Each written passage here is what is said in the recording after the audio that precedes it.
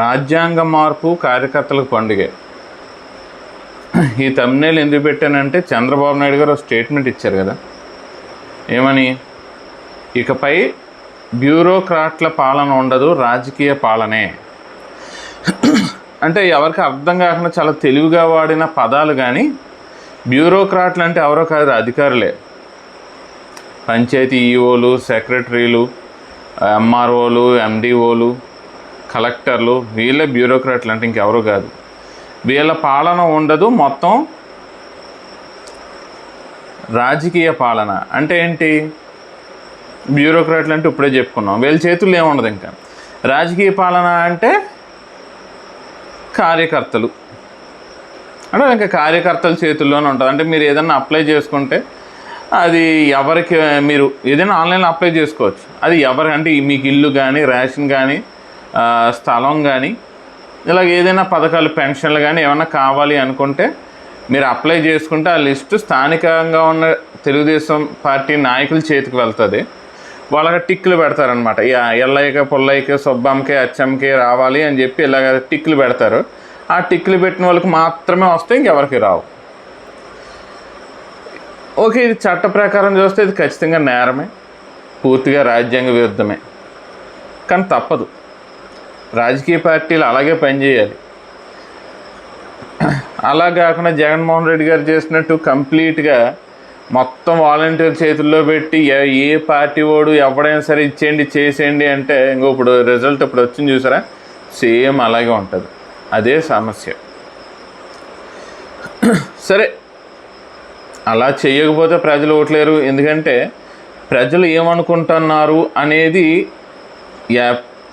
నాయకులకి ఎప్పుడు తెలుస్తుంది? పార్టీలు అధినాయకత్వానికి ఈ కార్యకర్తల ద్వారా మాత్రమే తెలుస్తుంది.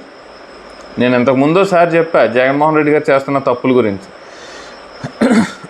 మీకు ఒక చిన్న ఎగ్జాంపుల్ ఏంటి, యూనిట్లు. మీకు పెన్షన్ కావాలంటే నెలకు 300 యూనిట్లకు మించి కరెంటు కాలకూడదు. ఇప్పుడు ఈ పెన్షన్ మీద ఇప్పుడు ఆ 3000 మీద పడే ఆవిడ ఆధారపడి బ్రతికేయడం లేదు కదా, అదేదో కూలిపనికి పోవాలి. ఈ 3000 వచ్చినప్పుడు ఏం చేస్తున్నారంటే కొద్దిగా లగ్జరీకి మారుతున్నారు, సౌకర్యాలు, విలాసాలకి. ఎలా? ఒక ఏసీ కొనుక్కుంటున్నారు. ఇప్పుడు ఈఎంఐలు వచ్చాక అన్నీ ఈజీ అయిపోయినాయి. ఏసీలు అన్నీ ఈజీ, ఏ వస్తువైనా కొనుక్కోవడం చాలా ఈజీ అయిపోయింది. ఇప్పుడు ఏమవుతుందంటే వీళ్ళు సింపుల్గాని ఏసీ కొనుక్కుంటున్నారు. ఆ ఈఎంఐలో 2000 వాయిదా పెట్టుకుంటున్నారు, ఒక ఈఎంఐ కొనుక్కుంటున్నారు. కరెంటు బిల్లు పెరుగుతుంటే ఇదో 1000. సో 2000 ఏసీ వాయిదాకు పోను, ఒక 1000 కరెంటు బిల్లుకు పోను, బాగా సాగుతుంది కదా అని చెప్పి ఏసీ కొనేసుకుంటున్నారు. ఏసీ కొనుక్కున్న వెంటనే అనుకుంటారు, ఏముందులో గంటేసి కట్టేస్తే రూమ్ చల్లబడిపోతే తర్వాత కట్టేసి పడుకోవచ్చు కదా. ఏసీ అలవాటు పడితే ఇంకా అది మానుకోవడం కష్టం. దాంతో కరెంటు బిల్లు ఒకసారిగా 300 యూనిట్లు దాడుతుంది. వెంటనే పెన్షన్ కట్, దెబ్బకి తిక్కరైపోతుంది అనమాట. ఏంటి? ఓ విధంగా పెన్షన్ పోయింది. 2, ఈ పెన్షన్ మీద ఆధారపడి ఏసీ కొనుక్కున్నాడు కాబట్టి చచ్చినట్టు ఏసీకి 2000 వాయిదా కట్టాలి. ఈ ఏసీకి అలవాటు పడిపోయాక ఇంకా ఉండలేక చచ్చినట్టు 1000 రూపాయలు కరెంటు బిల్లు కట్టాలి. ఇడుగురు అన్ని విధాలుగా లాస్. దాంతో తిక్కరైపోయింది. ఇప్పుడు చంద్రబాబు నాయుడు గారు కూడా ఇలాంటి పిచ్చి రూల్స్ ఏమైనా పెట్టారంటే ఆయనకి ఇదే గతి పడుతుంది, డౌట్ ఏం లేదు. ఎందుకంటే ఒక సంవత్సరంలో స్థానిక సంస్థల ఎన్నికలు ఉన్నాయి, జాగ్రత్తగా ఆలోచించుకోవాలి. ఇంకో విషయం కూడా ఉంది. కారు అంటున్నారు. ఇప్పుడు 2 లక్షలు పెడితేనే సరైన బండి రావట్లేదు.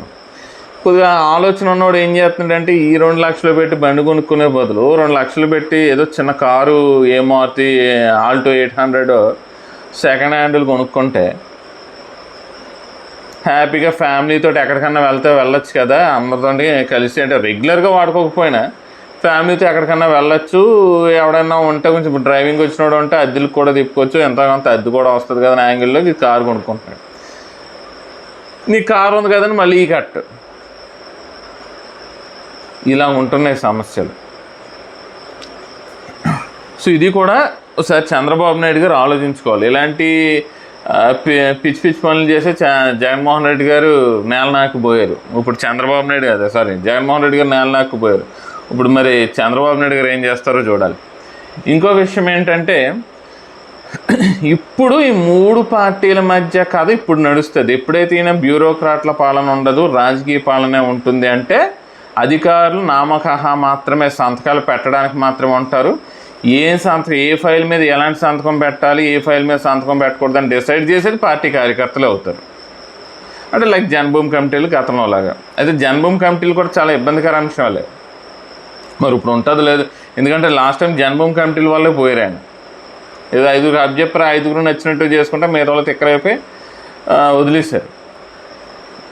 ఇప్పుడు ఈ జన్మభూమి కమిటీలు వేసినా వేయకపోయినా, వేస్తే ఖచ్చితంగా బీజేపీ జనసేన నుంచి కూడా అభ్యర్థి ఈ జన్మభూమి కమిటీలోకి తీసుకోవాలి. తీసుకోకపోతే వీళ్ళిద్దరూ వ్యతిరేకం అవుతారు, గొడవ స్టార్ట్. ఒకవేళ జన్మభూమి కమిటీ ఉన్నా లేకపోయినా, ఇప్పుడు బీజేపీ జనసేనలు యాక్చువల్గా తెలుగుదేశం అబ్బాయి ఏం లేదబ్బా, మొత్తం పవన్ కళ్యాణ్ దయ. ఇవాళ ముఖ్యమంత్రి, ఇవాళ చంద్రబాబు నాయుడు గారు ముఖ్యమంత్రి అయ్యారంటే పూర్తిగా పవన్ కళ్యాణ్ వలన మాత్రమే.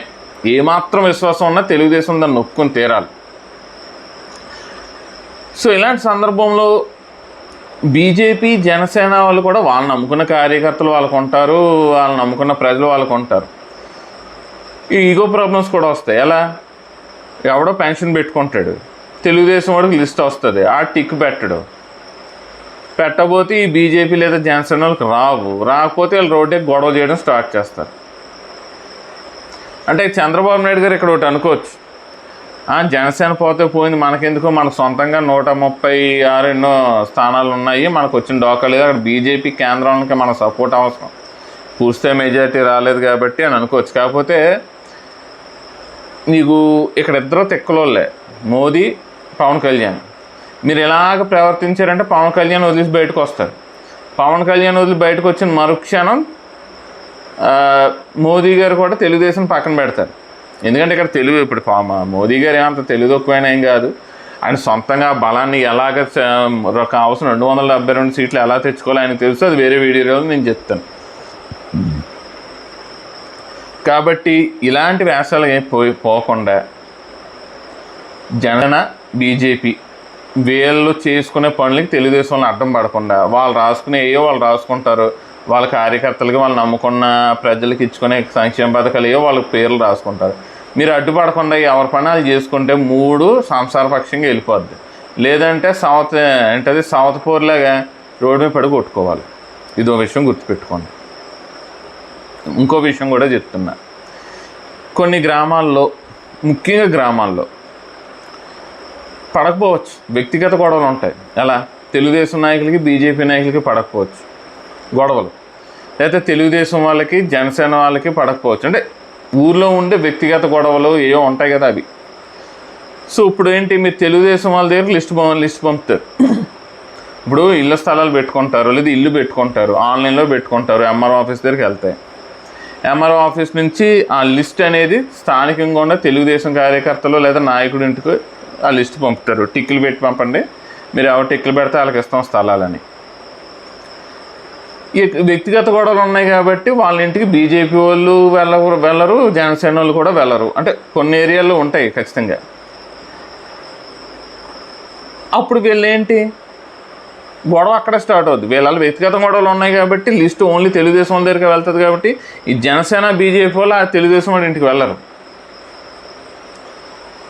కాబట్టి మీ టిక్కులు గొడవ మీరు ఏడండి, ఆ జనసేన బీజేపీ టిక్కులు గొడవ వాళ్ళు ఏడుస్తారు. ఆ ఎండిఓ ఆఫీస్కి ఎంఆర్ఓ ఆఫీస్కి వెళ్ళి వాళ్ళ పనులు వేయాలి చేయించుకుంటారు. మీరు అడ్డుపడ్డారంటే మాత్రం గొడవ స్టార్ట్ అవుతుంది.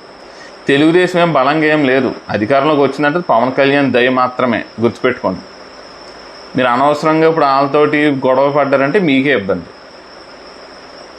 సో ఈ విషయాలన్నిటిని జాగ్రత్తగా చేసుకుంటూ ముందుకు వెళితే ఈ 5 ఏళ్ళు పరిపాలన చాలా సుఖంగా నల్లేరు మీద నడకలా సాగిపోద్ది.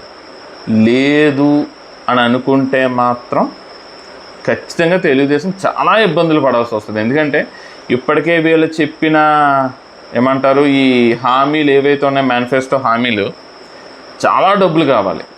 అంత డబ్బులు ఇప్పుడు కష్టం. పైగా మెగా డిఎస్సి అంటున్నారు. మెగా డిఎస్సి పైగా తొలి సంతకం మెగా డిఎస్సి మీద వాళ్ళు మేనిఫెస్టోలో రాశారు.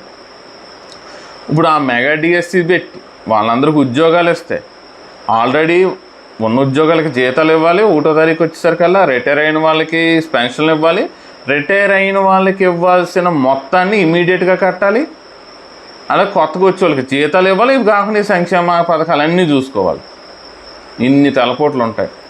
సరే, కేంద్రంలో బీజేపీ ఫుల్ మెజారిటీ రాలేదు కాబట్టి కొంతవరకు అక్కడి నుంచి ఆర్థికంగా ప్యాకేజ్ తీసుకునేది పని చేసుకోవచ్చులే, కానీ అయినా సరే అంత ఈజీ వ్యవహారం ఏం కాదు.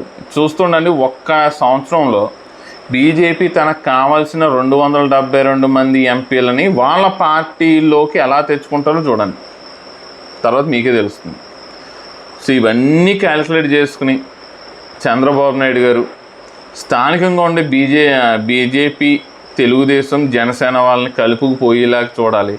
ఒకవేళ కలవకపోయినా ఎవరి పనాలు చేసుకుంటాయా, ఆ బీజేపీ జనసేన వాళ్ళకి అడ్డు వెళ్లకుండా ఉండండి అని చెప్పుకుంటే ఓకే, లేదు అంటే ఇబ్బందులే తప్ప.